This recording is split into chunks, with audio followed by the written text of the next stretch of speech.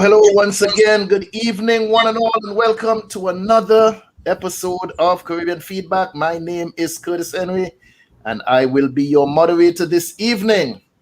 As we begin, we're sitting here with a rather slim panel, but as always, we have the latecomers who just jump on in, stumble on into the room, and get the vibe going. However, Mr. Mark Chase, our panelist, will not be joining us this evening. He's a bit under the weather, so we have to excuse his absence from the conversation this evening. Sitting in with us, as usual, she's the early bird, always on time. We have Miss Karin Forrester from BantuKreations. And the show won't be possible without, I don't know what to call you, the techie, the IT guy, the man of all skills. You could call me Mr. International. Why? It just go right across the board. Mr. International. Yeah, that's just level, you know. Everything just level it. All right, whatever he say call him Mr. International. But without our techie this evening, the show would not be possible. He's the guy in the background pushing all the buttons, welcoming the people in the chat, letting people into the room. That's and right. Backstage right now, we have, not backstage, but one of our regulars tuning in, Lucy O'Brien. Thank you so much for joining us this evening. Welcome, Lucy. Welcome, Lucy. As usual, your pleasure, what did I say? Your presence. Your presence. Okay. Your presence is always welcome. You need to drop that like it's hot, okay? That's you need to drop that whatever you and Roxanne Martin, she said good night. It's been a while now. How is everyone doing? Nice to see you all. Hi, Andrea. And Mr. International as well. I guess the name catching on. You see what I mean? Good evening, Diane. Mr. International. Evening, Andrea Lamothe. She said hello, everyone. Thank you all so much for joining us. Welcome to the show. So, Sam, run the thing. Yeah, I wanted to drop in real quick that everyone who is watching need to hit the like button and drop it like it's hot tonight on that like button. Drop it like it's hot, share it like it's hot, and watch it like it's hot tonight. All right. I just need to throw that inside it. I hope you all like that.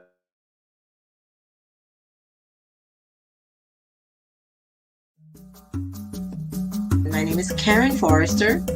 I represent BantuKreations. BantuKreations offers beautifully made, African-inspired, lightweight, handcrafted, one-of-a-kind earrings in wonderful shapes, shades, sizes, and colors. Please don't be scared of the large sizes. They're extremely lightweight earrings. BantuKreations can be found on IG and on Facebook as BantuKreations. That's BantuKreations with a K.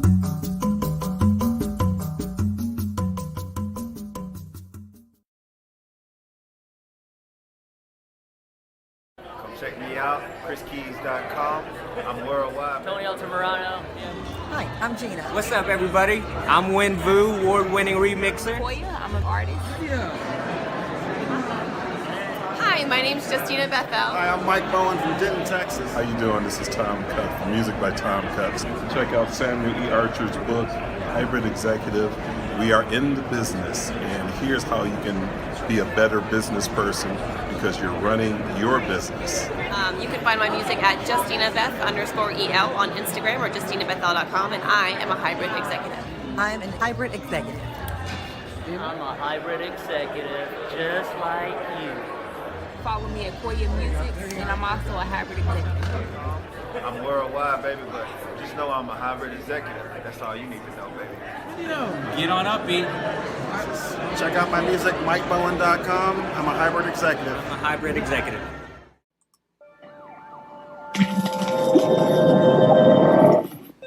Hello there and welcome. My name is Curtis Henry. Over the past few weeks, as we were putting the final pieces together to get the show on the road, some people asked, why do you need to showcase Caribbean people? Why Caribbean Chat? And I say, why not? Because we as Caribbean people have worked too hard, come too far, and suffered too long for us to continue taking a backseat. It's time for us to rise up, speak out, and show the world the value and the richness of our culture.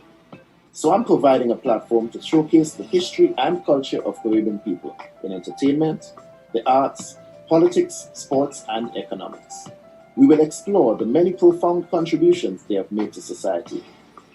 So we invite you to stay with us as we launch what is to become one of the greatest voices of Caribbean people, for Caribbean people, by Caribbean people. On this platform, Caribbean people of excellence get to tell their story. Our aim is to ensure that your contributions are acknowledged and celebrated. Welcome to Caribbean Chat. So make sure you like us on Facebook, follow us on Instagram, and be sure to hit that subscribe button on YouTube. We are Caribbean Chat.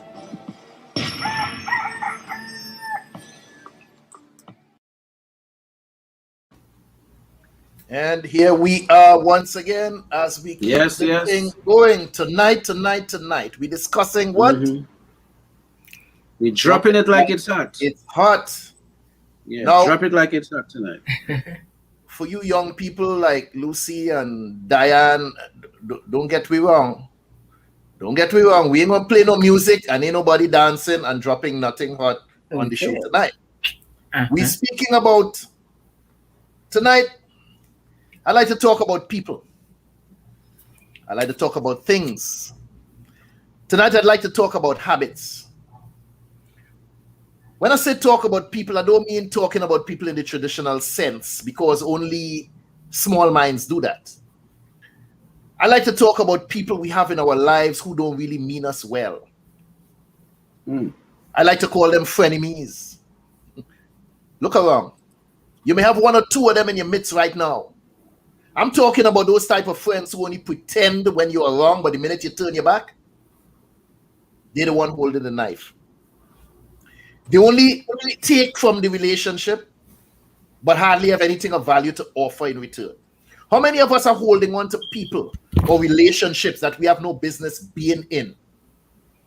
How many of us hold on to toxic relationships because we are afraid to let go? Afraid of the unknown? I'm not talking about sexual relationships, but relationships with a job because somehow we might have become dependent. Relationship with someone because we have become dependent on that person, a spouse, or dependent on a paycheck. How do we muster up the courage to drop it like it's hot? Drop them like they're hot. I like to talk about things we hold on to. Sometimes things that keep our place cluttered, things that actually weigh us down, as opposed to uplifting or enlightening us. Things we know that we need to do. Dreams we need to accomplish, but we keep on making excuses as to why they're not being done. I like to talk about habits. Things we do in our daily lives, things that are not serving us, but we do them anyway. Take a look at some habits that some people practice that's destroying them. Smoking, drinking, overeating, oversexing, jealousy, promiscuity. Good. Binge so now drinking. let's begin from the end and take it back up. This overeating thing and the smoking thing, I don't understand people who smoke. You get so caught up into using something that's destroying your health, something that don't smell good, that don't taste good. Nobody could tell me they like the taste of a cigarette. Nobody could tell me that they like nicotine because it's doing your body harm. But yet still we continue to do it and somehow think that this person next to you should tolerate your smoke. and your breath that smell like an ashtray. How do we drop these things or drop these people from our presence, whether you seem rude or not? But I think we're doing ourselves a disservice by continuing to have these people or these habits around us and not doing anything. I heard Karin chiming in on the habits part. Let me hear what you have to say, sis.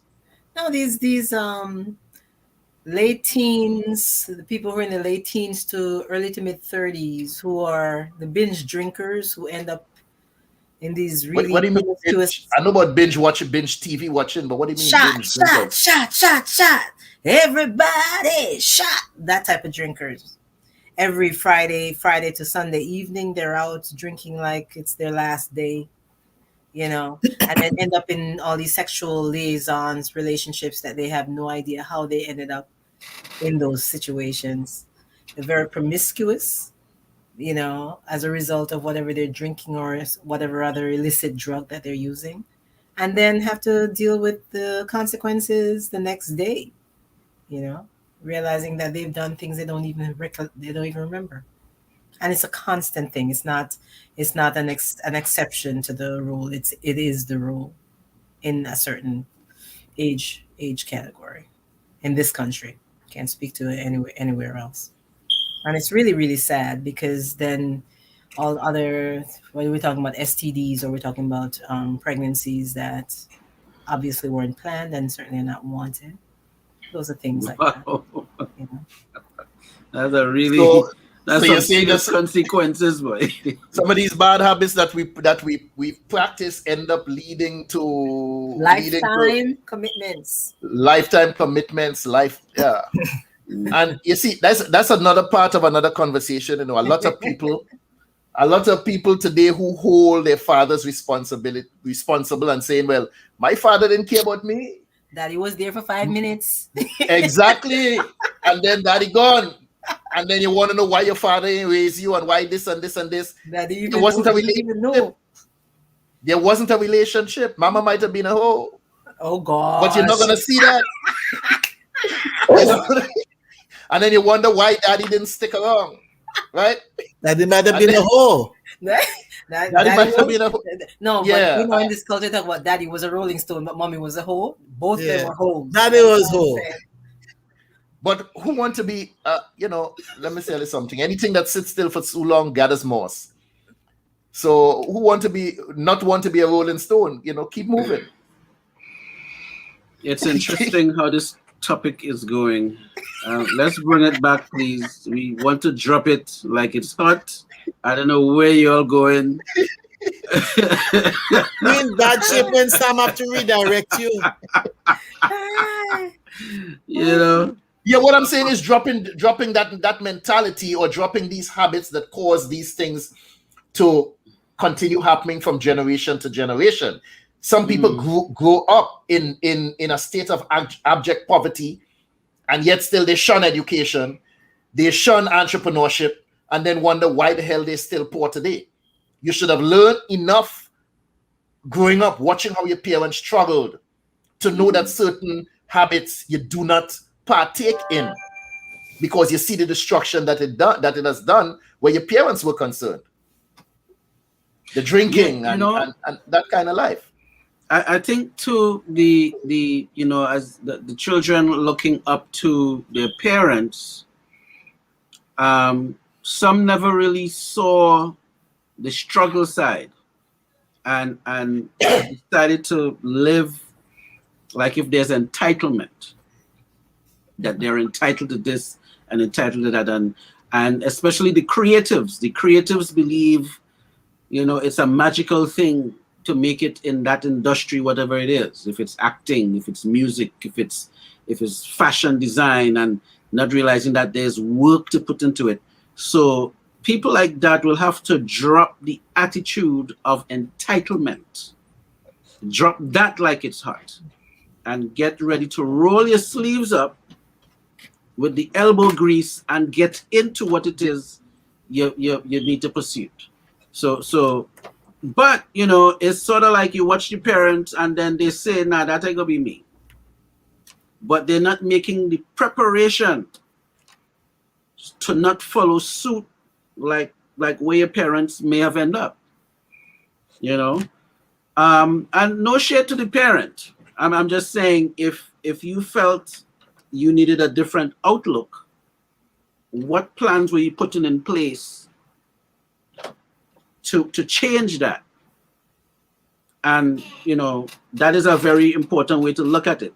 So the attitude of entitlement is one of the things that people have to drop and realize, you know what, this will be taking some hard work, and we need to put that work into it. So that I drop laziness like it's hot. Drop the laziness. Smoke it like it's hot. That's what you know, the whole thing about entitlement and laziness kind of go hand in hand, because so many people live this privileged life. You know, as we say, they're born with a gold spoon in their mouth, and they don't know anything about hard work. And when they get out into the real world, they realize that no, it ain't going like that. You know, you have to roll up your sleeves, like you say, and really get out there and do the things that are necessary. And some of the same entitlement, you have people who were born into a business and now they're running the business, but yet still they've never really done a hard day's work in their life. True. And because of their position, they want to tell you, who's the hard worker, how hard you should work. And they know nothing about working hard. As you say that, I want to throw in, there's a story I heard growing up with Prince Charles. And when the Queen took him to school the first day, and the Queen told the teacher, treat him like any regular child in here. And I think that set the premise for him to learn about life. So he didn't go in there as if he was the prince, soon to be king attitude. She's like, if they clean him, he had to clean. If he deserves some spanking, hook him up. Don't treat him like if he's a special thing in here. He need to get that attitude adjustment, right? And I'm thinking this is something where a lot of parents, myself included, where we might lack, where because we want to we want to kind of smooth it out a little bit, or treat the children not too harsh, or not too, we want to baby them a little bit. Not in this house. I'm not saying I'm not saying you. Not in this house, sir. But I'm just being general. I'm just being general. Because that might be part of why some parents are having issues today with their children, because the children can't make a connection to the sacrifice that the parents had to make to get them there. So they get there, and then that entitlement is in their system, that you owe me is in their system, and the world owe them something, where they're not willing to stand on their own 2 feet. And so that attitude they will need to drop. And then, parents and upcoming parents, be sure that, you're training them as you go. Bend that branch while you could bend the branch. And if it's a little spanking, drop it like it's hot. Now, let's within our midst, we have, I mentioned just now about being born with gold spoon in your mouth. I'd like to bring in our other panelists who grew up in a life of privilege. Oh Lord!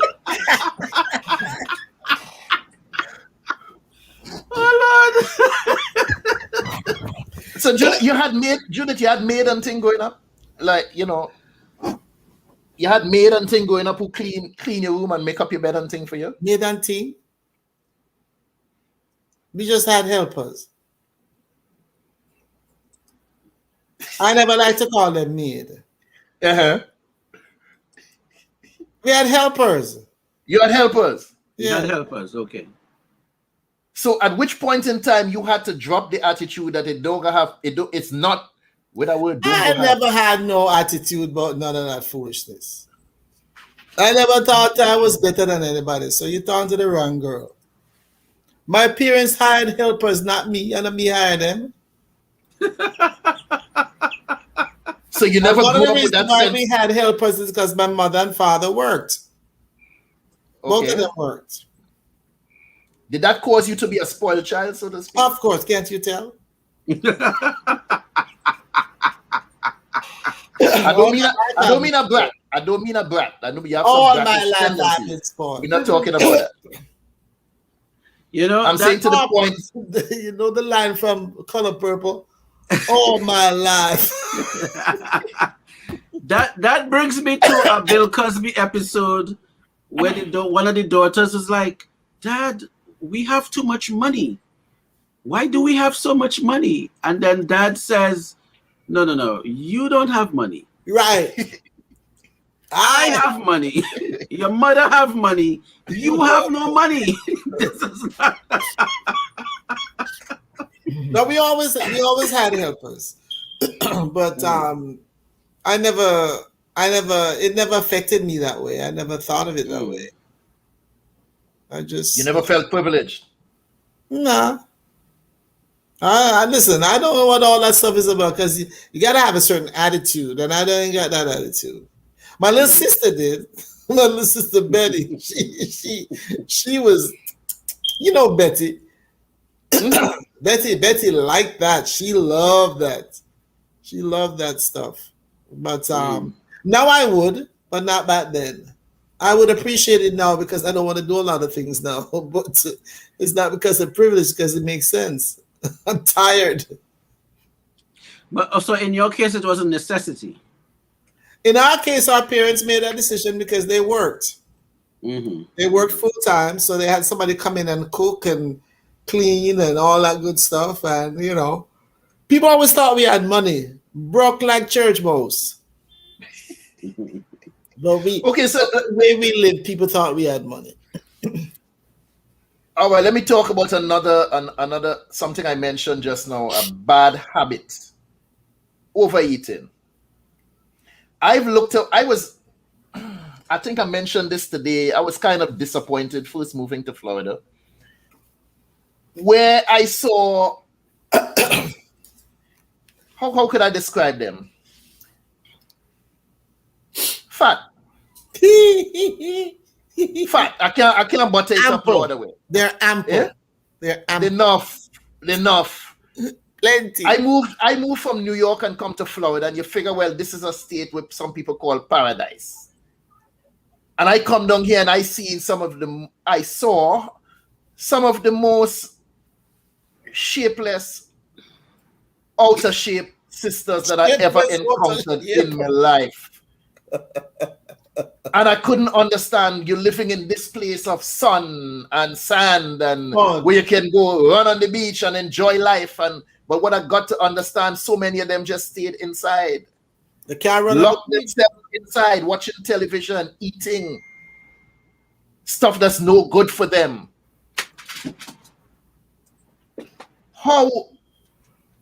What kind of advice we have for people? I'm saying we, because I just don't want to beat on them. But we practice this overeating thing in our lives, and that is something we need to cut out. We need to stop this foolishness. It's killing us. And where the woman concerned, I here to tell you, it don't look good. It don't look good and all, it don't. They need to drop it like it's hot. Some of them dropping it like it's hot and thinking they look nice. No, we ain't talking. I think on the drop. I have seen that, and it is despicable. I have seen it. Clothes and skirts. Someone need to tell those ladies certain outfits is not for them to wear. It's despicable. It's despicable. One size fits all is a myth. They see something that they're in the thing to buy, and they should measure their waist and measure their belly first. Before they try to wear that thing. It's just despicable. Andrea, don't look at this pretty little thing here. Look at this. Oh Lord. Look at this pretty little thing here, Andrea. Andrea asking me if it look Andrea asking if it look good on me.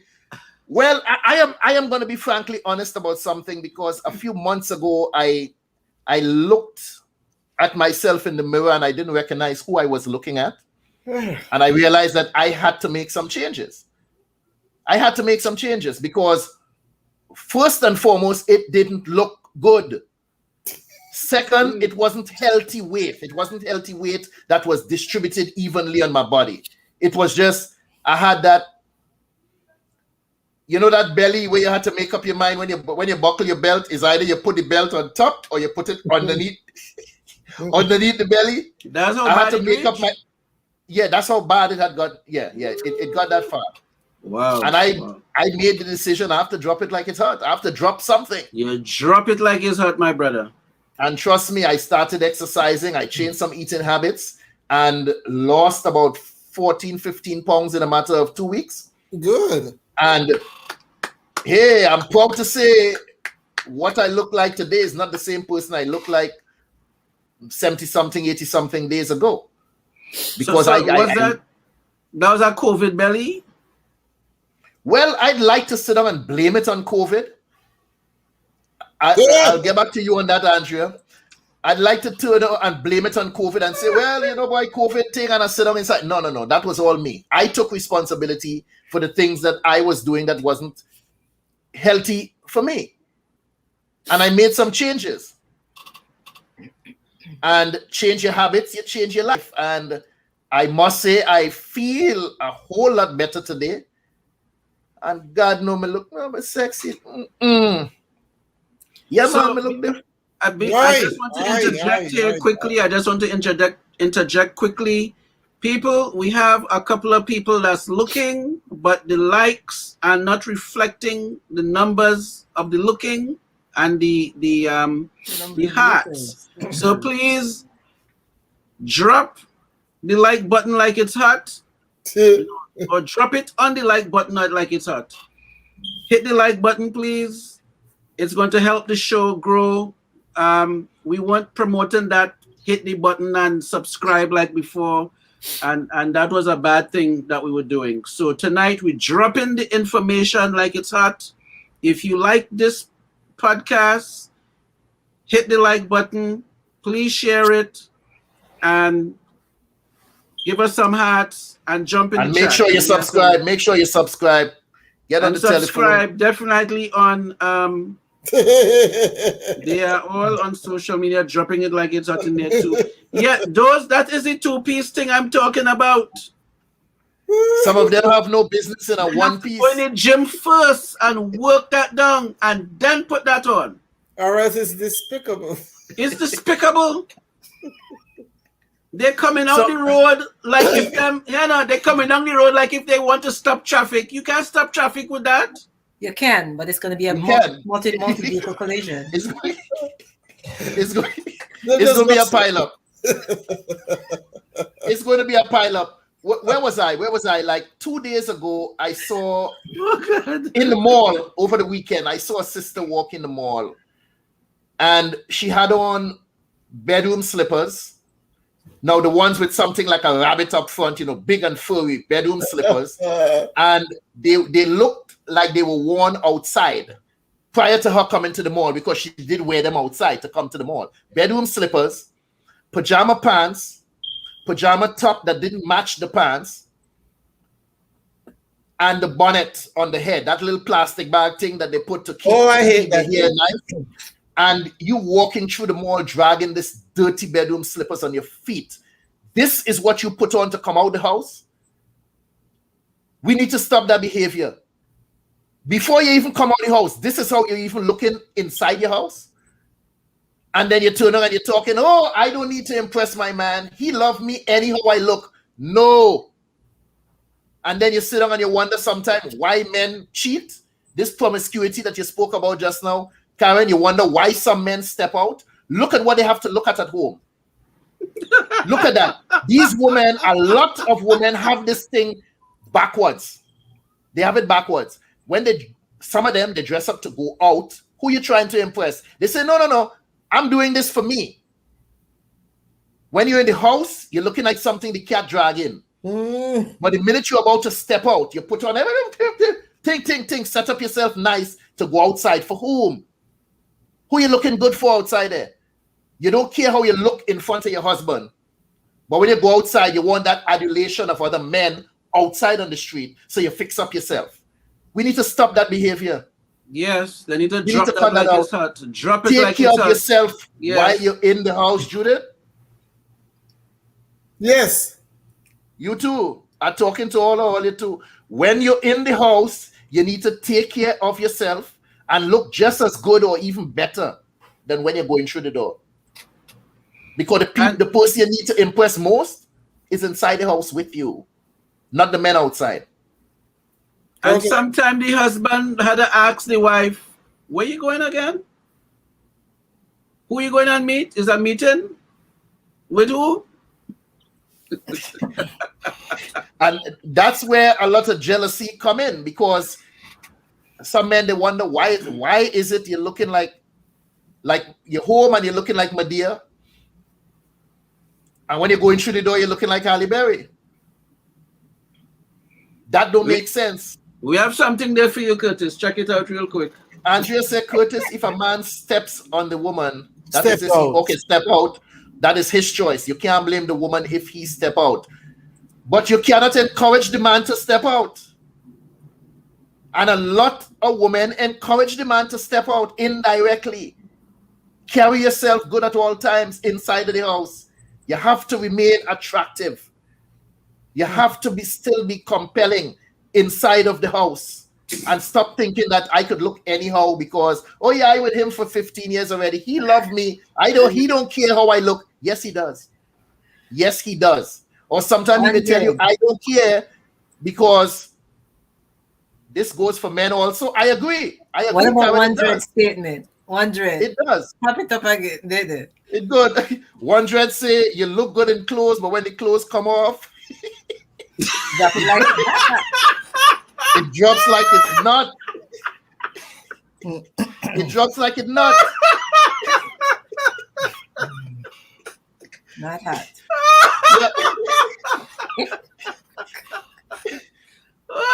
You understand? Hey, this remind me, back in the 70s, there was a movie, I think it was Uptown Saturday Night, where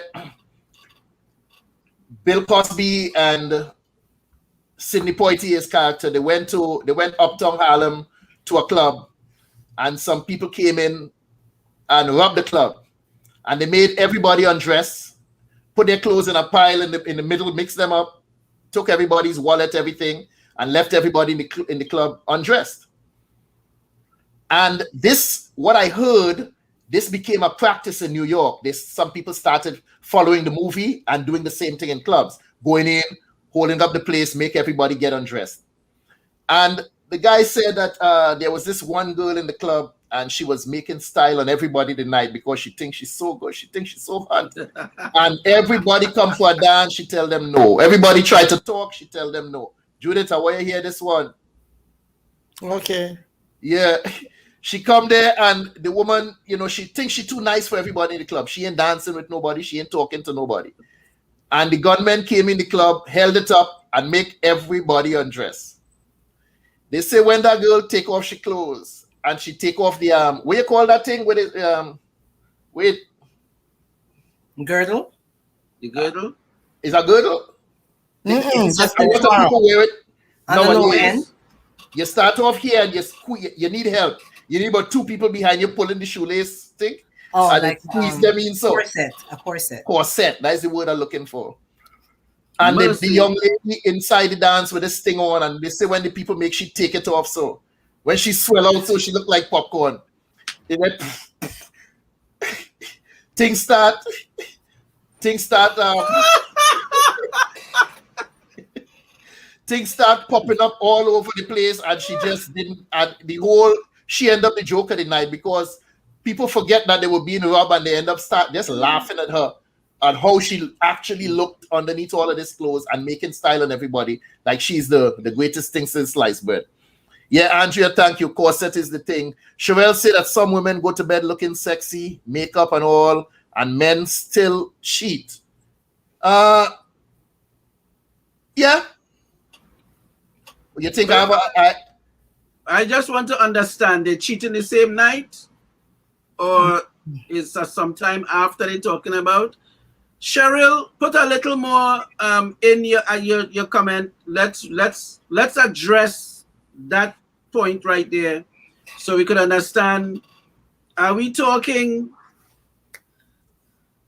I don't know what we're talking. I need to put a little context to it. So check the chat.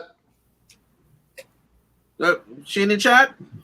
No. I was telling you check the chat. Somebody said don't make it. I am making excuses. No, I'm telling you, check the private chat. Check the private chat.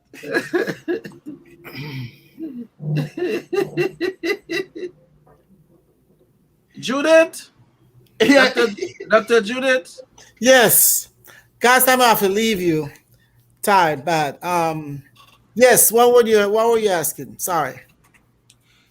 Someone said that women go to bed looking sexy, makeup and all, and the men still cheat.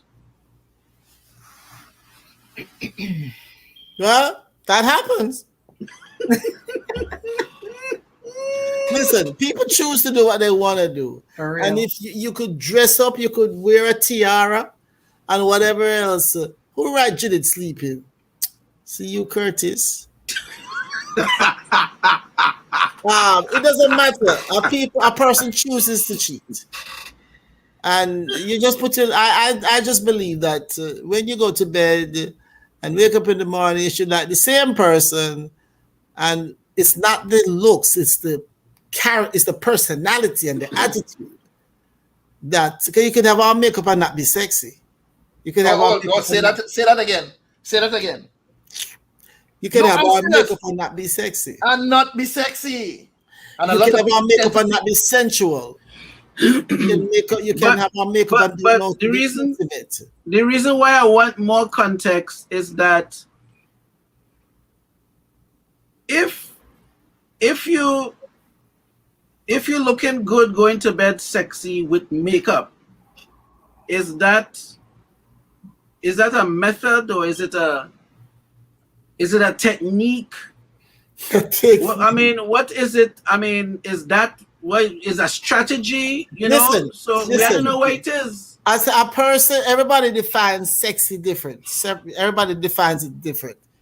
And to me, going to bed and looking sexy should be a continuation of how you felt when you were awake, whether you were at work or wherever. So you don't look sexy going to bed. You're just sexy. You're just blouse and skirt sexy. And when you go to bed, you do whatever you and again, even when you go to bed, you don't have to do sex to be sexy. You can just have an attitude. And you go to bed with that. But the thing is that Sex is not something that you have to put in all this outer stuff. It's not something you put on. It's something that you have within you. Yes. I'm an extremely sexy person. I don't have nothing to do. It depends. I could wear a sheet and I'd be sexy because it has to do that is what I'm saying. You can go to bed in a t-shirt, yeah. But I promise you, you'll never see anybody wear a t-shirt like me. Jade Alexander said sexy is not really about how the person looks. It's about a feeling. It's attitude. Yeah, man. Dr. Judith, I can't help myself. If you're sexy, you're sexy. Even I'm not trying to be. It's just something that you bring out. That's what I'm saying. Not something that you put on. I was on the radio in Florida one time, and this guy called up. He said, "Miss Judith, your voice sexy,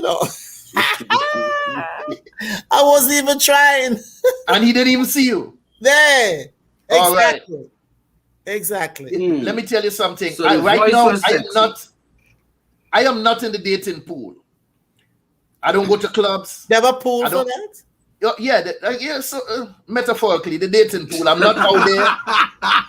I'm not out there diving looking for anything, and I'm not out there hoping nobody dive and find me. I'm not in that pool.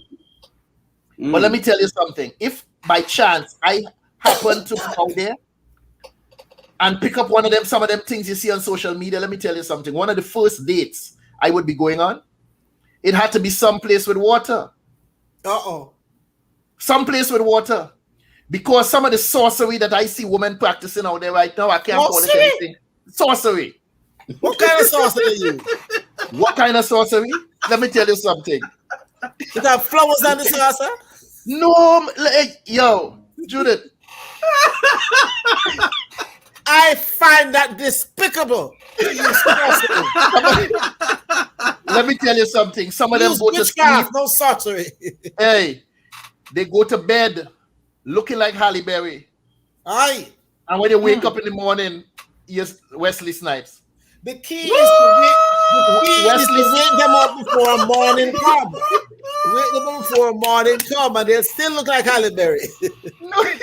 Yo, let me tell you something. The kind of makeup used to be a thing that growing up, you see your mother, your sister do so, and they put on a little thing, and they go on through the door. Okay, if you have a special event to go to, you put a little more time into it. Today, oh no, that is a 2-hour task. What? Because makeup, they putting on stuff to shape the nose, to shape the cheekbone, to shape the contour of the face, everything. And sometimes like I said, what you start out with is not what you're ending up with. When they wipe that makeup, this is what I tell you, you meet Halle Berry in the club and wake up with Wesley Snipes. My gracious. What I'm telling you, I would either be beating somebody or calling the police on them, because it's like, no, who you? No. Bring back your friend that was here last night. That is not. We need you all. You see, I'm going back with you all. You need to stop that foolishness. Drop them kind of behavior. Curtis, what would a woman say the next morning on seeing me? How did I get so lucky? God has answered my prayers. Aye. Andrea, let me say it again. She would say, how did I get so lucky? I am blessed. God has answered my prayers. Wow. That's what she would say. Waking up and seeing me the next morning. How did I strike? Have different prayers, you know. So I just want to just go back a little bit to what was this one who's talk up here? What's your name up there? To Cheryl, right? Just because I know we're going away from it and we're not going to stay long on it. I just want to mention something because I understand the comment. The comment is the woman is doing what she has to do and the man's still going out and cheat. That's what the census is there. So what I want to find out is, are you doing all of this to avoid somebody from cheating, or are you doing it because you want to do it and it's part of who you are? So Cheryl, if you're still watching, please jump in the chat and let us know, because I really, it's an interesting, viewpoint that we could take the meat and leave the bone. So I just wanted to put that out there. So Cheryl, jump in on the chat, and the rest of you, please hit the like button. Hit the like button right now as you're watching, please, and subscribe and drop it like it's hot. Drop it. So let me ask you all. Ask you all a question here. Do you, Sam, since you tend to be very talkative tonight, and some of the people on the panel like that, I ain't gonna call no names. But do you have a clear sense or a clear list of rules as to how you should be treated in a relationship? Let's say qualitative versus quantitative. Qualitative. That's why I have written down, qualitative. But I can't read more than write it. Sounds like qualitative. That's like a physics question. I feel like I was in physics in high school. What? Quality who? I think quality is more than quantity. I think if something is from here, it's pretty much a good situation. If it's not from here, if it's more like, okay, you know what, 1 + 1 + 1 is 2, and if we add this over here, then when you're doing something to create an outcome, it is a different kind of science than when it comes from here. It comes from the heart to the other person. It's different, So I prefer whatever I'm working with, it has to come from here, from the heart. And I think once it comes from the heart, it would follow, it will follow a good vibe. It's the vibe, it's divine, it has the roadmap to help something go where it goes. But when it's, so I mean, some things you have to be physical, but I don't think the physical is your initial motive. I think the initial motive have to come from here. And once the initial motive is coming from here, I think it helps to guide things in the right direction. That's just, okay. So Judith, do you have a clear set of rules as to how you want to be treated in a relationship, or you just sort of let things relationship? Yeah. In any kind of relationship? Yeah, relationship period, not just sexual relationship. Yeah, but, this course is over to the job. Yeah, I don't like people who treat me disrespectfully because, for instance, somebody knows you're kind, and they're treating you badly. They use it to their advantage. They use it to their advantage. They take advantage of you. And that frustrates me. I don't like that at all. And I don't like people thinking that it's like they're doing you a favor. I was talking to somebody earlier, and I was reminded of a person said to me some years ago, he said, I don't care about it. I don't want no sympathy sex. I don't want anybody to treat me like they do me a favor. So I have rules about what I want, and usually nowadays when I meet somebody, I know right away that's not them. It's just not. No. It's not mine.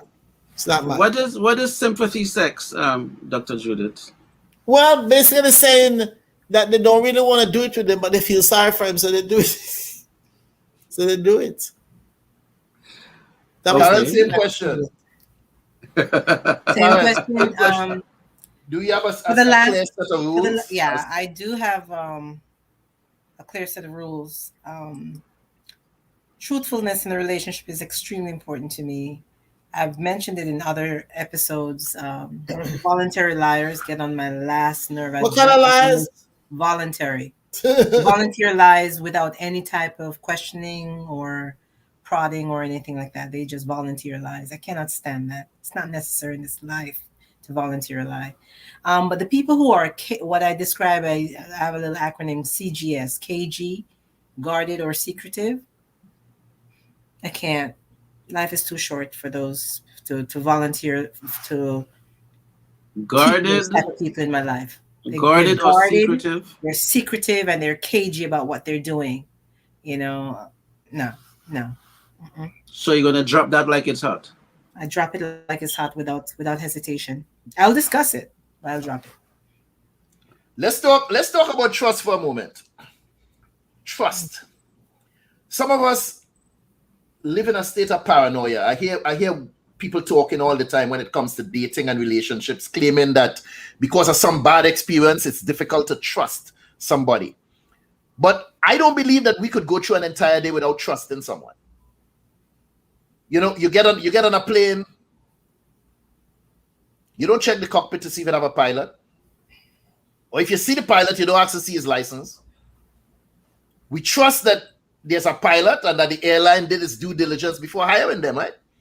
So if we could do this without putting much thought into it, then why can't we chalk up losses and keep moving forward and stop hindering ourselves and saying, well, I have a trust issue when it comes to somebody, and you're always looking for little things to nitpick on because somebody caused you to mistrust them in the past.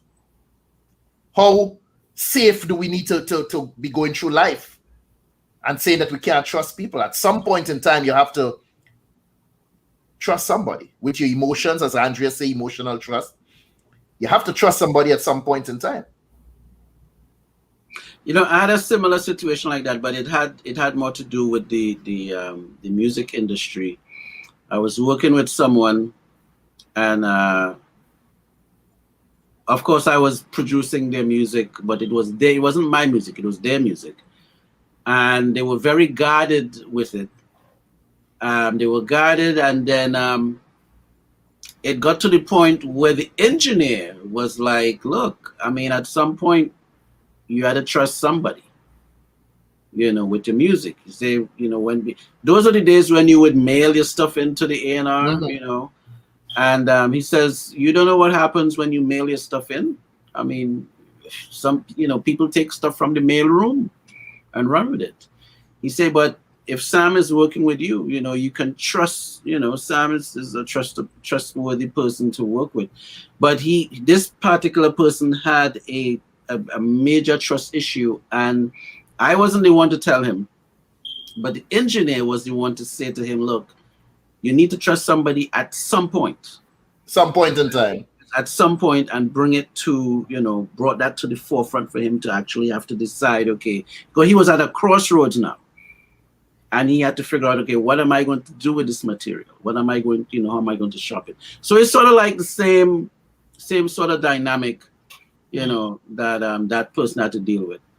So Judith, you find yourself still battling, guarding in relation to trust? Yes. I say you find yourself still guarding, still being guarded. I am.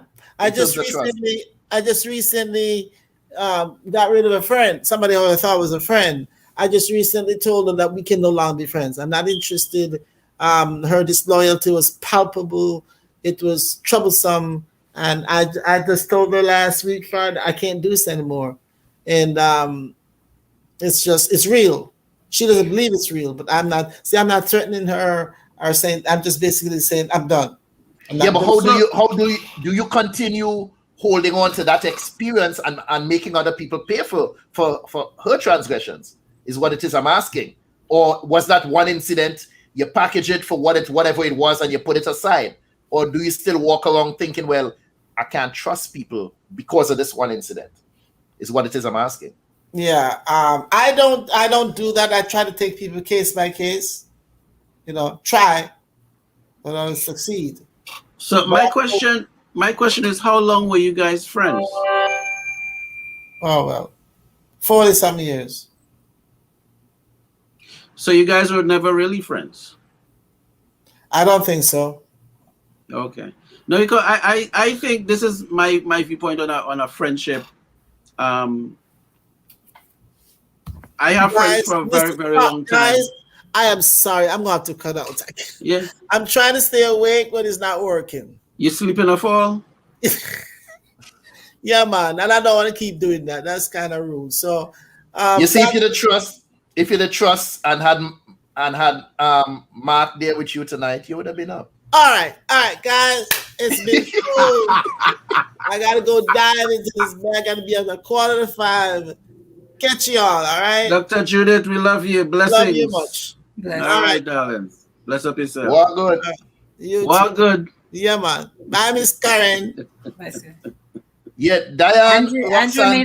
Andrea made a point that I don't know if Sam can pull up the last comment that Andrea made, where you were talking about trust, and you have trust on different levels. You were talking about a business relationship and the person being able to put his work, his baby into your hands and allow you to do what you do. That's different. That's very different from the emotional trust. She was differentiating between an ordinary level of trust in work relationships, or superficially outside, you're trusting the pilot, you're trusting, your coworker or whatever to have your back, to do what's correct, versus that emotional trust that when you put your heart into a situation and that person constantly grinds it out, it's very difficult to rebuild. It's very difficult to move forward in another situation in the same manner, with the same level of freedom that you did. before. But how long though? How long do we? I don't think there's a time on? factor. I think you do judge, as Dr. Judith was saying, case by case. Each person is very different, but you tend to be a little bit more stringent in a little stricter in how you assess that person, and you have to decide what you're willing to put up with and what you're not. Diane and Carol Knight have the same sentiment here. Diane said that not only do we need to trust the next person, it's not fair for the next person to be held responsible for things that have happened in your past or in mine. And Carol Knight said people need to let go of the past before they can move on and trust others. True. And too many times, what it is I was saying, we hold on to the past, which make us incapable of trusting again. And that is something we need to drop. Holding on to the past. Holding on to things that keep us down. Because if it's stopping you from moving forward in life and stopping you from moving forward in relationships, then it's something that you need to let go. And this is what we're speaking about. Those are some of the things that is one thing that you need to drop like it's hot. Because you cannot move forward holding on to things that weigh you down. I've heard, talking about weigh you down, Sam, I'm pretty sure you've heard this term somewhere along the line, where a man would refer to a woman or something and say, "Oi, this is the old ball and chain."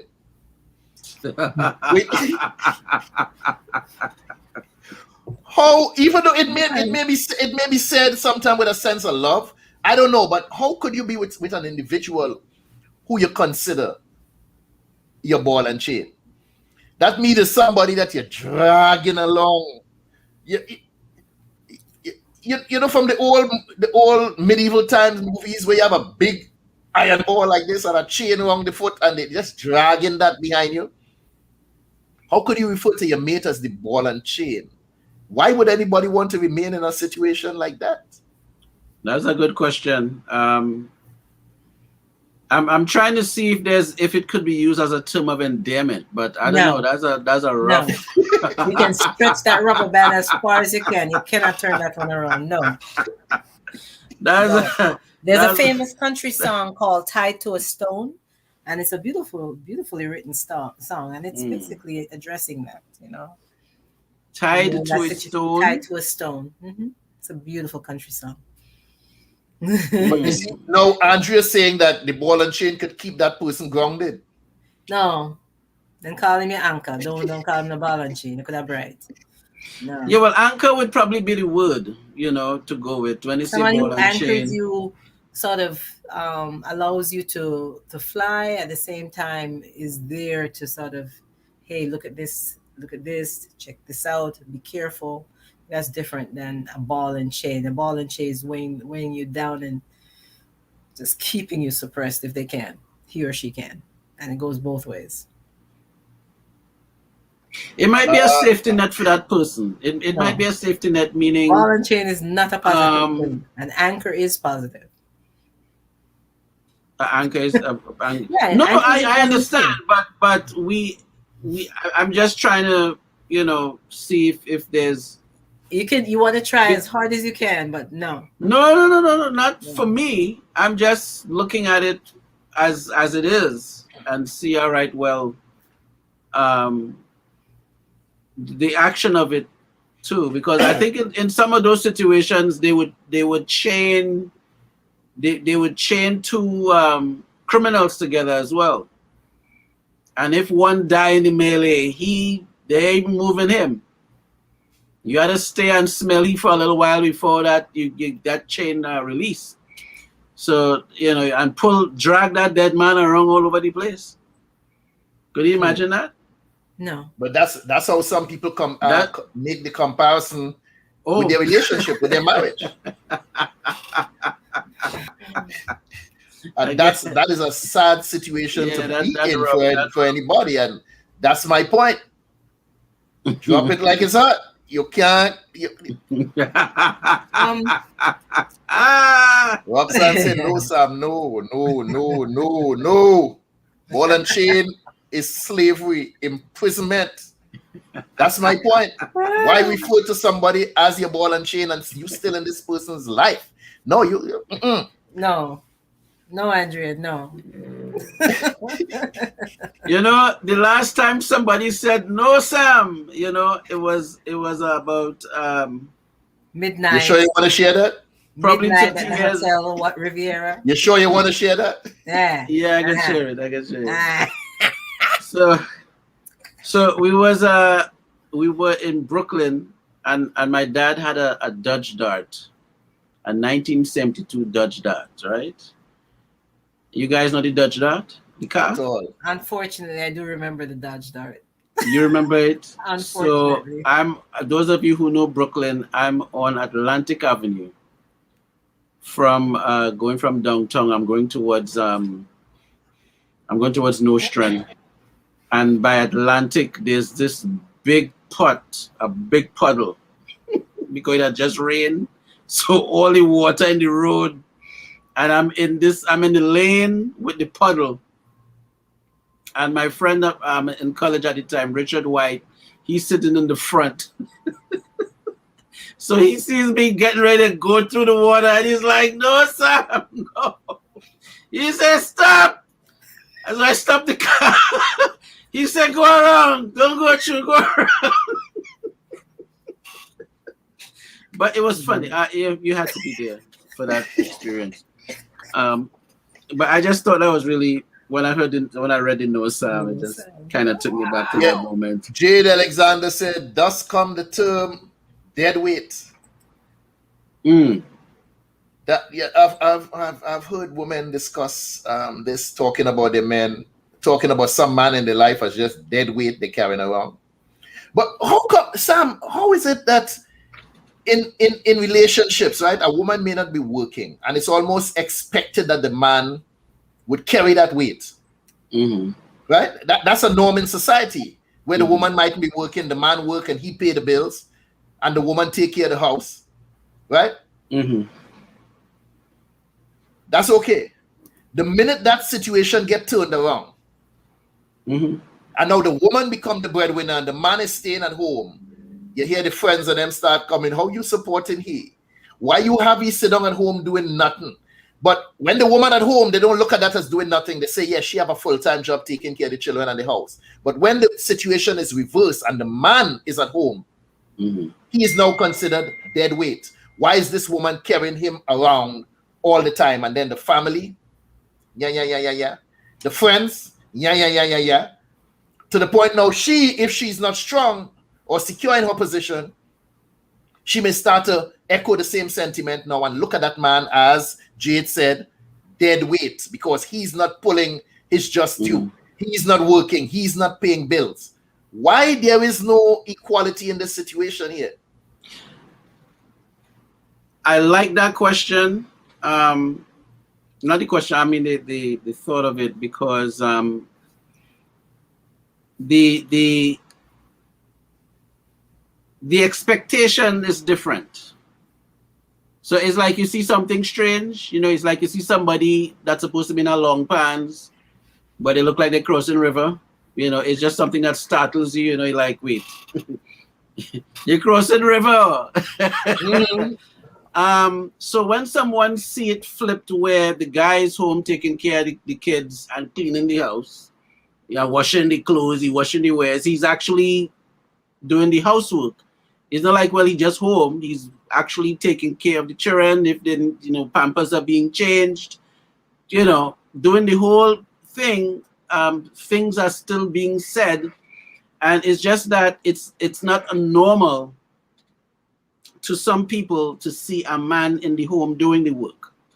So then you have that sort of is one of the disadvantages of our society, so to speak. I think that's what, because in their mind, the man's supposed to be out there as the breadwinner, or both spouses need to be out there as the breadwinner, but they just and put it this way, I personally think, and I could be wrong, and the women could correct me in the chat, if the man don't have the job, women will naturally put a clock on how soon you need to get back out and start so working. In her head, she's already thinking, all right, you know what, in 4 months, if he ain't working, we having problems. Now, if she like the man, she might give him 2 more months. But if at the end of 6 months in her internal clock here get something to do, then it could spell trouble. So, women in the chat, comment on what I just said. They are commenting. Look at Lucy. What Lucy say? Oh, hold on. Wait, hold on. Somebody say, Sam, that comment is outdated. Which one is outdated? What did I say that's outdated? Go to the next one. Okay. A lot of times the men stay home and does nothing. Okay. But a lot of times women stay home and do nothing. Is that okay? They're watching the soaps. They know all the soaps. Hey, from this going up through the 80s, stay home and watch soap opera all day. When you come home, the pot burn up, the kitchen ain't clean. You have on the same clothes I left you in this morning. And they say, oh, you know how much work I had to do around here? That's acceptable in society. But now some people have the audacity to say that men stay home and do nothing. How come it's okay for a woman to stay home and do nothing, but if the man do it, he wrong? Right? I have never... I have never put myself in a situation like that. I have always been the breadwinner, always the one getting up and going out and doing what is necessary. I had no model, I had no role model for that. That's just me. Karin, you're muted. I think Andrea is saying we need to segue now. Put a sock in it, Curtis. Yeah, listen, when we discuss this topic, the way that I viewed it was completely different from my co-panelists. I viewed it as something, drop it like it's hot, meaning do what you can while you can, because that working for 50, 60 years and retiring, and living for maybe another 5 years and not being able to travel where you wanted to travel, get what you want to get accomplished, have the fun, whatever is your list of fun things. I'm not talking about a bucket list per se, but the things that are important to you, get those things done. Drop it like it's hot when you are young and viable and full of energy to get those things done. That's how I view that topic. What we've been discussing tonight is just different aspects of it. But I feel that you need to do what you can when you can. When your body is, the shell that we're all in is starting to fail, you have all this money you've amassed for 50, 60 years. What are you going to do? Pass it on to somebody else, and they get to believe me, they'll enjoy that money you've earned. Have fun in your life. Work hard, play harder. I truly believe that, because the next day is not promised. Yeah, so many. That's an attitude that a lot of us need to drop. The work hard for 40 years, 40, 50 years, and then retire at 60 something and live happily for 10. That is something that's a kind of mentality we need to get rid of. A lot of retirees don't make it past the first 5 years. I mean, I'm not talking about the super rich with multi, streams of income and they can travel and really enjoy. I'm talking about the people who have really done the full grind for the 50, 60 years. It's not even 40, 50 anymore. And within a couple of years, 2 to 5 years after retirement, they're ill, disabled. Come on. Not worth it. Quality, as we started out saying in the program. So before we run down too far, I thought Jade had a nice thing here. Men too often don't hold women to higher responsibilities. Too many men give women a pass. Women are fighting for equality. It is not okay. Okay, so you want equality? Pay half the rent before you could turn the key in my door. You want equality? When you walk into the relationship, I handing you the phone bill, the water bill, the insurance, the this, you pay that. Is that the kind of quality you're talking about? She said, too, many women stay home and do nothing. They can't read, no skills, but they could tell you about all the soaps. Exactly. This is something I saw in the 80s. Something I saw in the 80s, and some women hold that and say, well, yes, I hold down the house. I do this and and I've been in a situation where I try to encourage someone to go back to school so that down the road you can be better equipped to do such and such and such. And this person misinterpreted that and say, I am thinking that they're dumb. I'm always pushing them to go to school. They missed the point. They missed the point totally. Mm-hmm. I am telling you, prepare for tomorrow. What if something was to happen to me? And then suddenly you find yourself in the driver's seat, that you have to be the breadwinner. Be prepared. And somehow they looked at that and say, I looked at them as being dumb by telling them constantly they need to go back to school. I don't know where something was lost in translation there, but that was some wasted time. Carol, why keep calling her Carolyn? Carol said, live your life in the moment. Don't wait for the perfect time or retirement. That retirement may never come. You're going to a party, learn to have fun on the way to the party. Don't wait till you reach the party to have fun. Right? Have fun on the way. Have fun as you're working. Have fun as you're doing these things through life, and don't wait until you retirement and then somewhere along the line. Have fun on the way to the party instead of arguments on the way to the party. Oh yeah, some people they have it confused, and on the way back from the party they're arguing. No, have fun. I agree, Curtis, with come with your 50% if you want to participate in the decision making. Come with your 50%. Yeah, women want equal rights, but yet still they want to stay home and demand pay the bills. But you want equal rights. Jade, no offense, you cannot make a blanket statement. No, we have the chat on fire tonight, boy. We have people in the panel disagreeing with each other. Ole, go ahead. The chat on fire tonight. Ole, go ahead. I gonna stay out of that one. That is woman. Yeah, you know, I've been in a few groups, and this was more, of course, during teenage times. Some of these groups, we would have arguments before we're going to sing, you know, and it could be a church function, a concert, or whatever. We're going to sing, and here now is big argument. You this, that, and the other, and it have nothing to do with the group, nothing to do with rehearsal, nothing to do with the song. It's something else.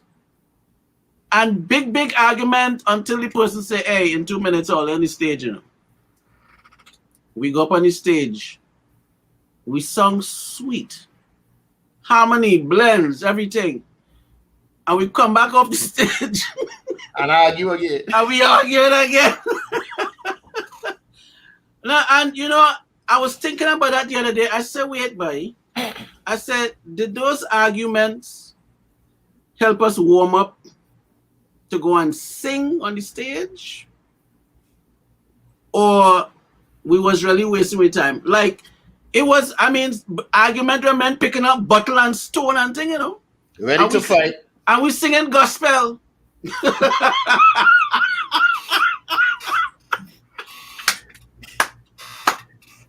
You ready to shed blood in the name of the Lord? We go and sing about Jesus, and we men holding bottle and stone. You think it's easy out here? So let me ask you all something. Talking about gospel and singing, and something came to mind. I remember a time when the word soul was mentioned. I wouldn't say parallel, but sort of in convergence or alongside with the divine. When you talk about soul, it had to do with divinity. Then somewhere along the road, I heard conversations about the necessity of finding one's soulmate in order to experience this thing we call bliss, eternal bliss. Is finding a soulmate the answer? Or do we have to just learn to play the games with the cards we've been dealt? Do you believe in a soulmate? Me, personally, as an individual? I'm telling you right now, I'm a bit confused.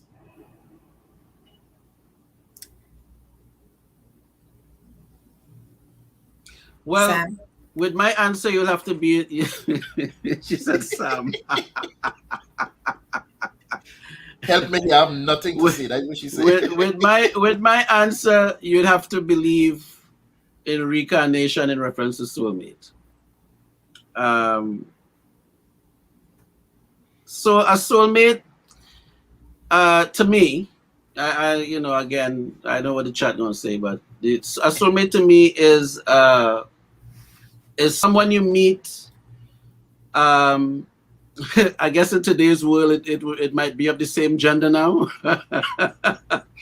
but it will be somebody you meet of the opposite sex, and it's sort of like almost like you knew the person before, and it's not a situation where you had to think too hard. There's a flow about it. There's a charisma about it. I mean, it will still have the elements of a relationship. You'll still have maybe little arguments, little whatever. But overall, there's an understanding. But sometimes you'd have to deal with the cards you have, because that's just the cycle of life you're in. You know, your first wife, you might not have been the choice of your first wife, and vice versa. First, second, third. I'm just saying. So what, if you did, how many of us are first choices? If you didn't get your choice, then you're working with what cards are dealt with, and you're making the best. You're making the best of it. That's my point. Should we play the game with the cards we dealt, or continue on this journey that some people are on, searching for this ideal person called a soulmate? Well, I don't know if you're going to search. Some searches could take a lifetime by the time you find. That's my point. By the time you find that you're in trouble, you're walking with a cane. There's nothing sadder. I wrote a poem a couple of years back entitled "Life's Wasted Journey," and to a certain extent, part of that was covered. People keep on looking for the ideal, what they think the ideal is based on whatever influences they've had in their lives. I don't believe in ideal. I don't believe in perfection. We're all very flawed. So it's interesting when people hold on and are fixed on pre-measured data of who that person is. That is so, for me, in my opinion, so limiting. Just an opinion. That's the one I'm laughing at. Denise, you're funny old hell. And you're still searching for this soulmate. Andrea says, Sam Curtis, you could pick until you end up picking shit. Andrea, my mother used to say that all the time, Andrea. My mother said that all the time. Jane said, I think if you find someone very compatible, that's the ultimate. Finding somebody compatible. So the consensus here from the three women, from Jade.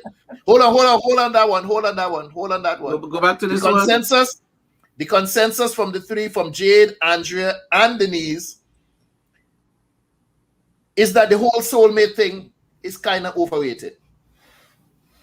You can't sit around waiting, according to Nini's. You cannot sit around waiting, trying to find this person. You might end up, like you say, with a walking stick, or like she say, old and toothless. 100 say, when the woman see you for the first time and say, that's my husband. 100, that might have happened to you, which is a good thing. She see you for the first time and say, that's my husband. That's a beautiful thing if you feel the same way. I saw something on social media one time and it asked, do you know your name? And it was speaking about your name in someone else's phone. Do you know your name? Because how they have you in their directory may not be exactly what you think you not at all. And the commercial showed a guy came to pick up this girl for a date, and he knocked on the door and he said, okay, you ready? And she said, yeah, let me get my phone. And he said, I'll call it. And she went into the bedroom to search for the phone. And when he called it, it was sitting right by the door under a magazine. And when he called the phone, on her phone, it says, my future husband. And he was like, what? He just put on her phone, hung up, and he was out. That was his name in her phone. But that is not where his head was. Your future what? He was like, come to pick you up on one date. You talk about future husband. He was gone, out of there. So, 100, Denise said the idiot is how I was listening. Do you know your name in somebody else's phone? So 100, I'm so happy that happened for you when she saw you for the first time. She said, that's my husband. I'm happy for you, brethren. I'm happy for you. I'm pretty sure somebody saw me and said the same thing, but no, that may never have been the one. There's some stories I've heard where the lady would say that's my husband and they actually married that person. And it was a good situation. Those marriages lasted long. Not might have been about maybe 2 or 3 I heard about where the woman said that's my husband and it actually worked out for them. So maybe there's something to it if she could decide to say that in an instant and say that's the guy right there. I saw a situation where this guy's on the boardwalk in New Jersey, by the casinos. That's how they call it. Boardwalk. Okay. Mm-hmm. In New Jersey, and he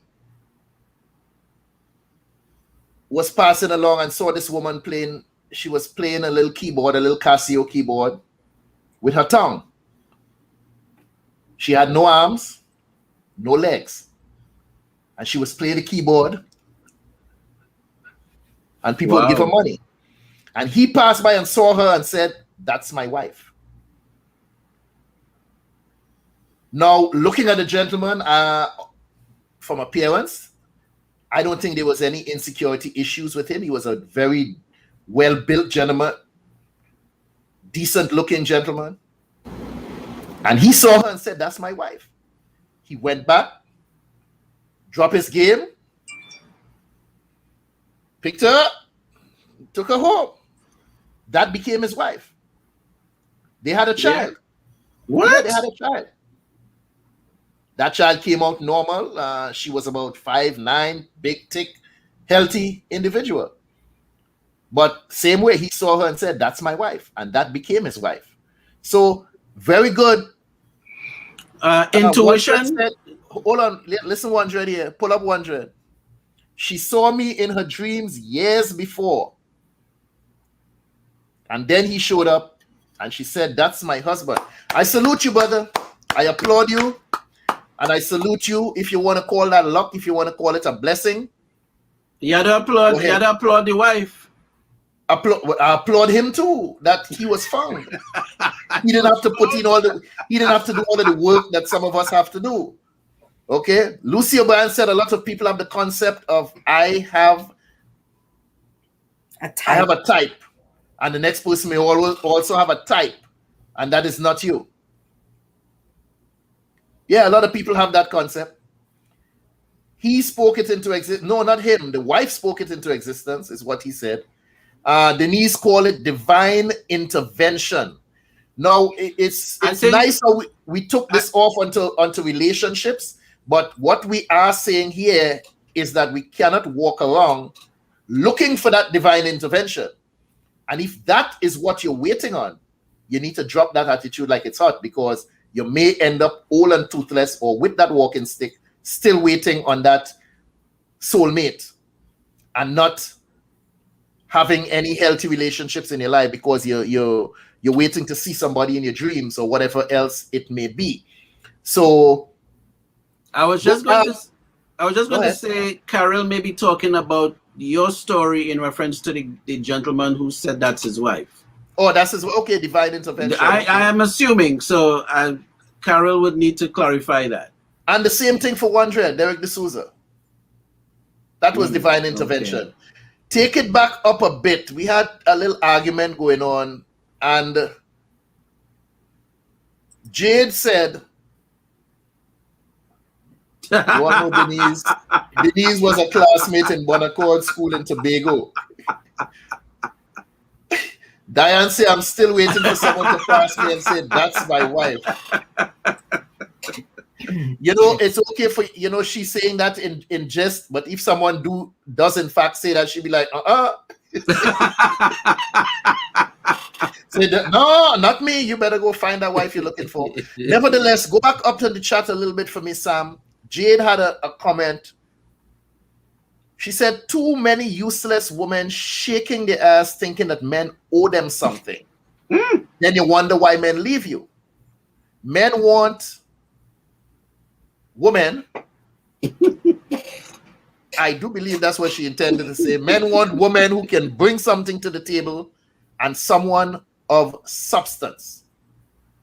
I agree with you. I do agree with you. Especially if you up there in that late 30s, 40s, 50 bracket. Yeah, at that point in time, you've learned your lesson.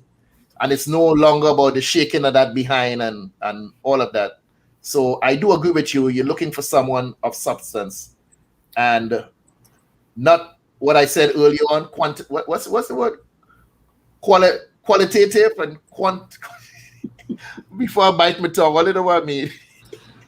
Quality versus quantity. Quality versus quantity. Yes, I think that's what you want to say there.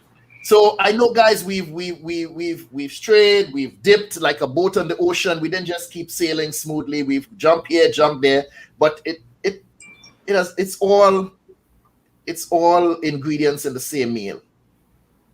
It's all ingredients in the same meal. Some of these negative habits, some of these paralyzing habits that we practice, we need to drop them. We need to drop them like it's hot if we want to live happily.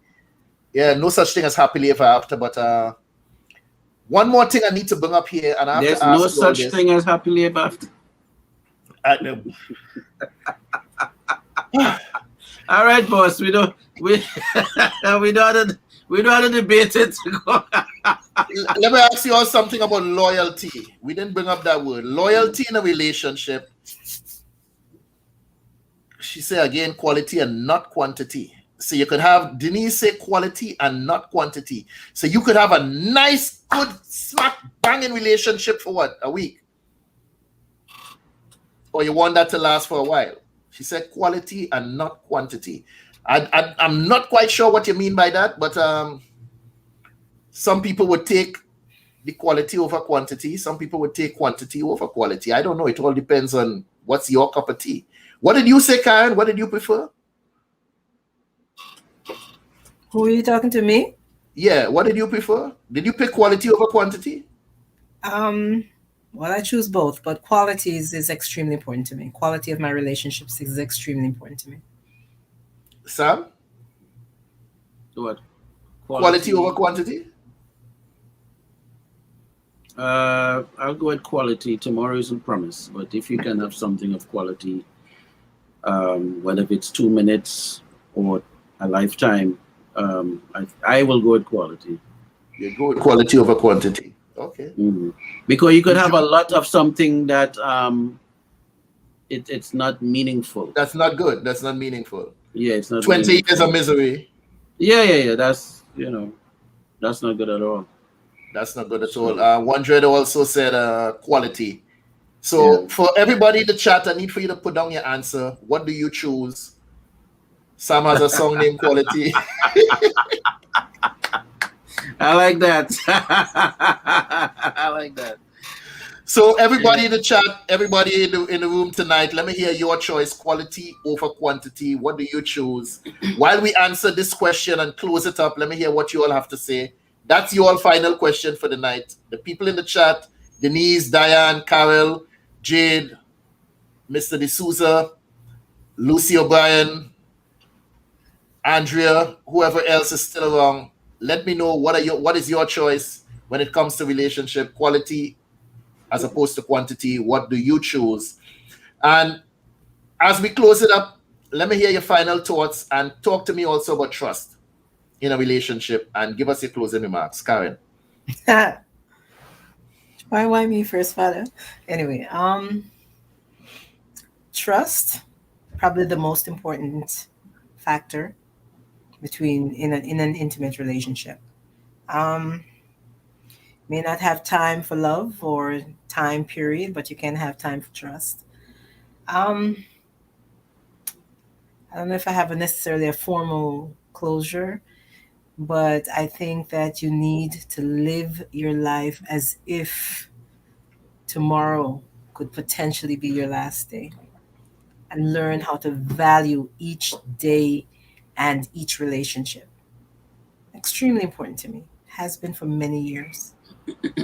Has been for many years. And for me, it's not about the quantity of anything material. It's always been about the quality and what I bring to the relationships, what the relationships bring to me. That's it. Mr. Archer. Yes, sir. I think trust and loyalty, they go hand in hand.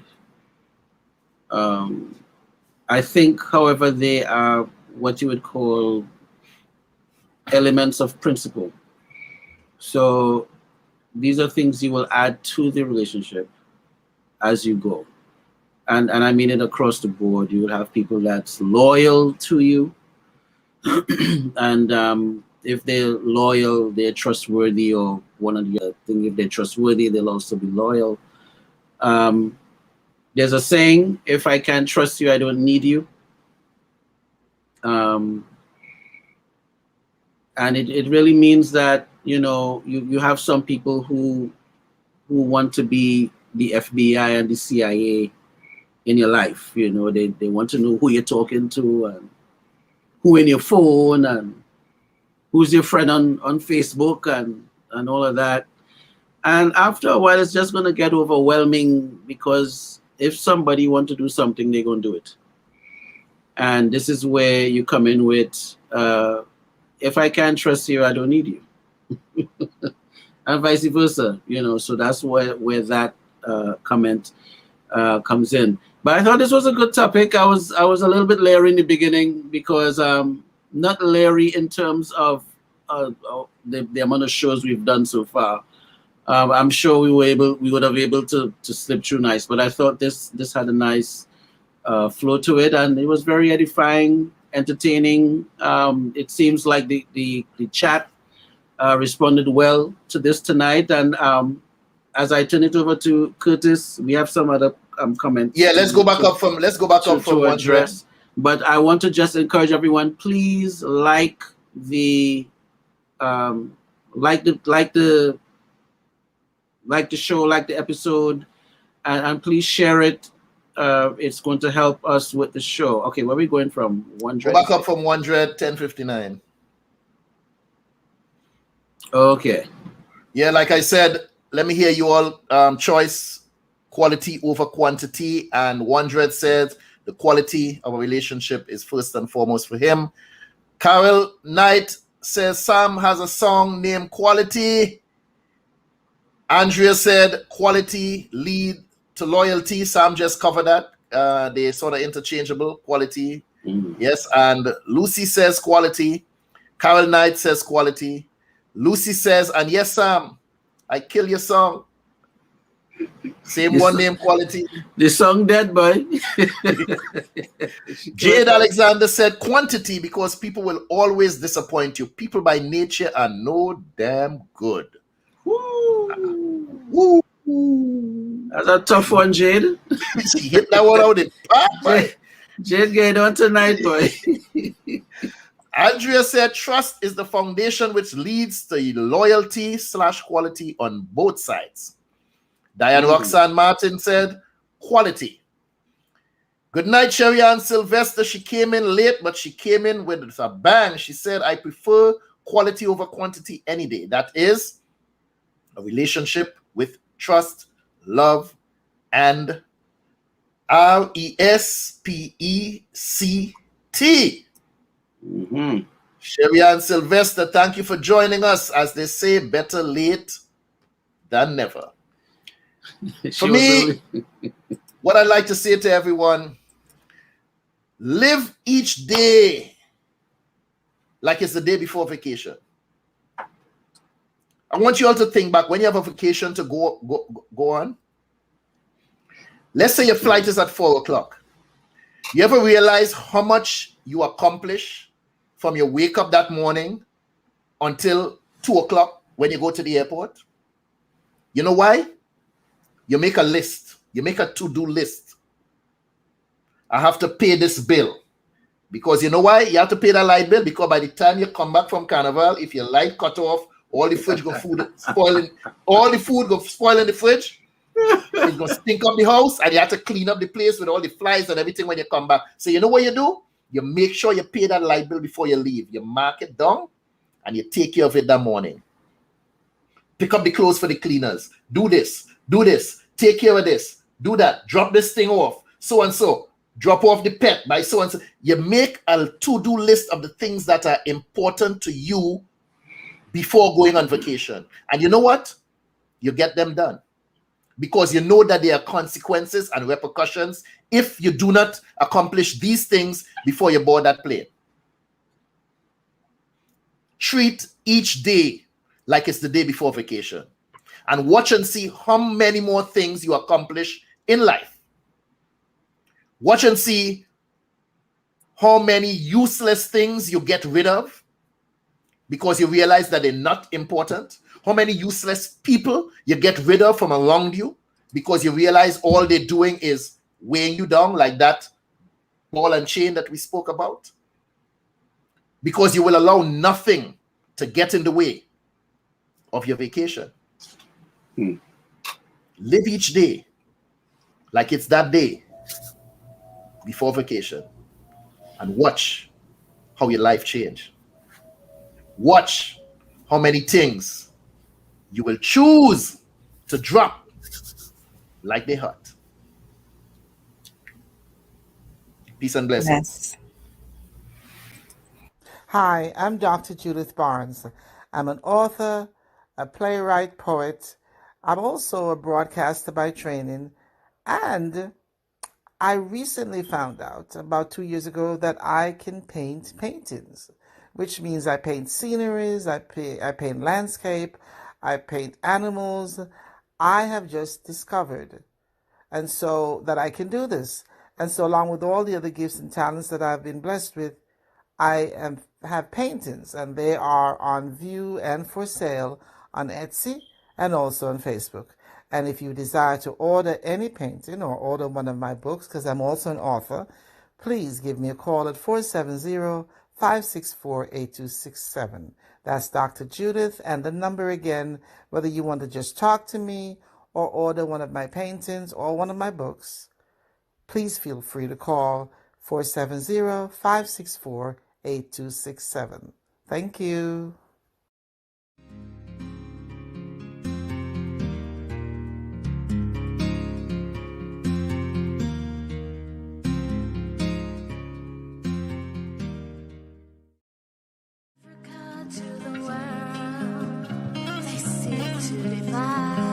All day, all day.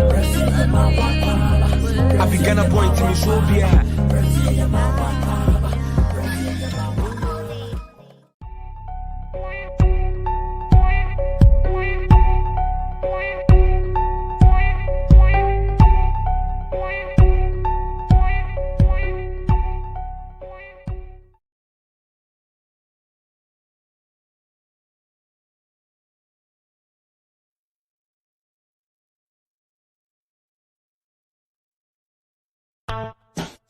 Bye.